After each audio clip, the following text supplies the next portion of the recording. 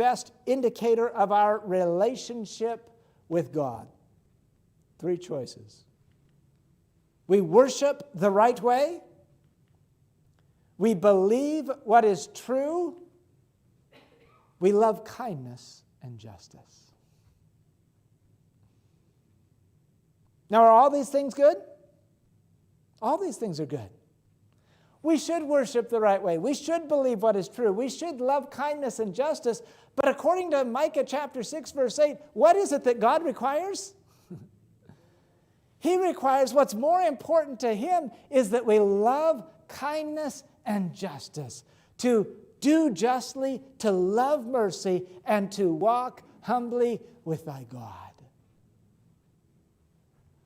Signs of the Times, September 19, 1900, makes this statement. To do justly, to love mercy, and to walk humbly before God, this is an unfailing evidence of true sanctification of heart and life. It's a nice statement. What is the unfailing evidence here? The unfailing evidence of true sanctification in both the heart and the life is allowing or having this verse of Micah 6, verse 8 in our lives.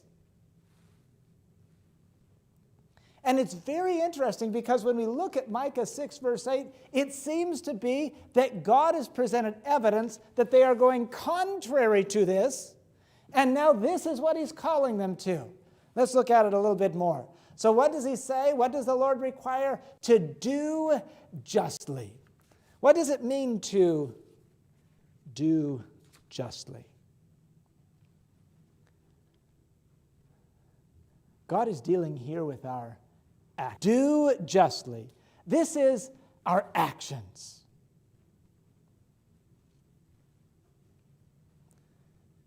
We are individually to do justly. If we're at the checkout and the cashier returns change to us, what is it to do justly? To turn it back, isn't it? I talked to a lady and she said she received her stimulus check, but the problem was she also received, actually I've talked to more than one person that this happened to, but the problem was that she received not just her stimulus check, but her deceased husband's stimulus as well. And the bank wouldn't cash it because it was made out to both of them. And so she had to get some advice how she could get it all figured out and all of that. And they said, well, reserve it here so that we don't know or not if you need to give it back or what the situation is, but reserve it in this account so that you can give it back unless it was supposed to go to you. Do justly, right? Individually do justly. But when we look at Micah, the broader context was not just to do justly, but also to extend justice to those who were in need of justice. To speak up and to act for the oppressed. Why? Because God is a God of justice. And if we speak up for justice, we're standing for the character of God, aren't we? You know, it's very Adventist history. Look at Joseph Bates, for example. This was while he was still a Millerite. And while Joseph Bates was still a Millerite, he was a very firm abolitionist. And president, I believe, the Abolition Society in Fairhaven, where he lived for at least a year or so in there. And he was not only exercising, speaking for abolition of slavery, which in that time still existed in the southern states, but he was speaking for equality of all. And he went into the South, and they heard that he might be an abolitionist, which was not too good of a recommendation if you were an abolitionist to be down south. And he says, you're coming to get our slaves. And Joseph Bates said, no, I'm coming to get you. I want you all to be ready for when Jesus comes. When the infamous Dred Scott decision was made by the Supreme Court of the United States in the 1850s, I believe, stating that if there was a slave that had made it into a non-slave state, that they had to send them back. And Ellen White wrote at that time and said, we cannot obey this law. Why? Because it was an unjust law. You can't obey something that's unjust. God calls his people to stand for justice. Whatever type of justice it is, whether it's injustice, do we have to speak, or any other form of injustice, God calls us to do justly. Something else that's interesting when we look at Adventist history, Adventists for a number of years were very strong proponents and very involved in the prohibition movement. Of our pioneers spoke to were in prohibition crowds. Now, why were they so involved in prohibition? Because alcohol and the alcohol traffic is unjust, isn't it?